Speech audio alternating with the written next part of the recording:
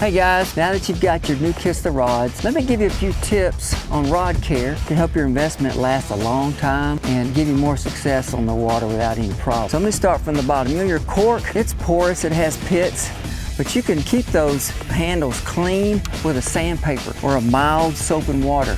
You can sand it down with that 200 fine grit and it'll get off that grime, grease, and dirt on there, and they'll look good as new. Also, on your little smart grip here, you know, I would recommend never to over tighten it. You can end up stripping that little piece of plastic in there and then your reel won't stay on there. So don't over tighten that. Now, on your epoxy here, I always recommend using our silicone wipe called a swipe. It's a flannel cloth and it has a silicone embedded in it. You can just wipe the whole rod down, and that's going to help protect the epoxy around your guides and also the blank. Now, guides can sometimes, the rings inside can sometimes get nicked or chipped or even fractured. You can't even see them, and you'll find out when you start breaking your line on hook sets. So take a Q-tip and just run it around inside that ring, and if it pulls off a little piece of cotton, then you know you've got a fracture in there. And we can repair that for you, or we can mail you a guide to have your local rod repair guy do that for you. You know, the thing that gets the beaten the most is the tip top. You know, the insert sometimes gets knocked out when you're trying to get a bait loose from a stump or rocks. Everybody does it, that's fine, but you really want to check that before every tournament for sure, so you don't have a fracture in there cutting your line. If you do, we sell replacement tip kits. We send you 2 different size tips so we know